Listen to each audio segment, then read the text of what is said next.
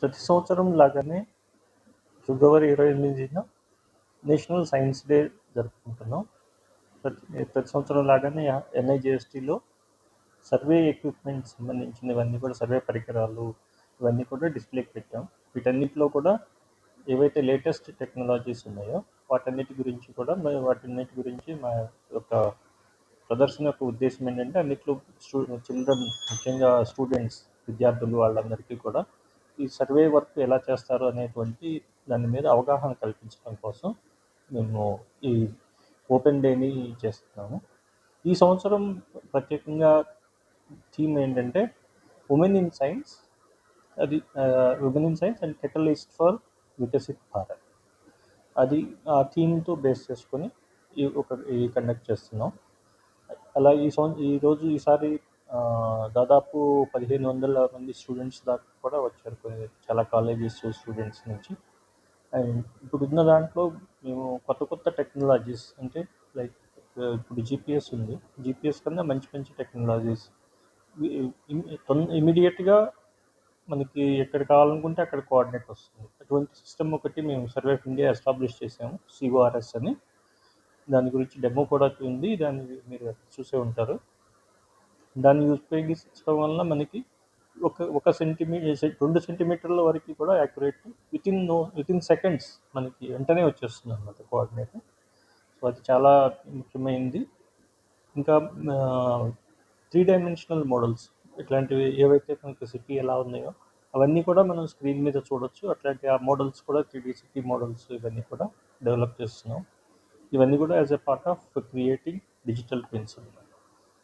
Actually national geospatial policy 2022 వచ్చిన తర్వాత మేము మా దగ్గర ఉన్న సర్వే ఆఫ్ ఇండియాకు సంబంధించినటువంటి డేటా మొత్తం, అంటే మ్యాప్స్ కానీ ఇవన్నీ కూడా పబ్లిక్కి ఫ్రీగా యాక్సెసిబుల్ చేసామన్నమాట. ఎవరైనా సరే ఏదైనా మ్యాప్ కావాలనుకుంటే మా సర్వే ఆఫ్ ఇండియా వెబ్సైట్లో దొరికితే వాటిని మీరు డౌన్లోడ్ చేసుకోవచ్చు. అన్నిట్లో పాలసీలో ఉద్దేశించిన ప్రకారం మాకు ఏవేవైతే టార్గెట్స్ పెట్టారో ఆ టార్గెట్స్ని మేము రీచ్ చేయడానికి మేము ట్రై చేస్తున్నాం. అందులో భాగంగానే ఈ సిఓఆర్ఎస్ నెట్వర్క్ కానీ ఇవన్నీ కూడా మనం ఇండియా మొత్తం ఎస్టాబ్లిష్ చేసాం. దానివల్ల అడ్వాంటేజ్ ఏంటంటే, ఇండియా మొత్తంలో ఎక్కడ సర్వే చేసినా కూడా మనకి కోఆర్డినేట్స్ అన్నీ ఒకే దీంట్లో దొరుకుతాయి అన్నమాట, అంటే ఒకే ఫ్రేమ్లో ఉంటాయి. ఇంతకుముందు ఏంటంటే ఒక చోట ఒక సర్వే, ఇంకొక చోట ఇంకోటి సర్వే చేస్తే ఆ రెండు కూడా మ్యాచ్ అవ్వవు, ఆ ప్రాబ్లం ఉండదు అనమాట.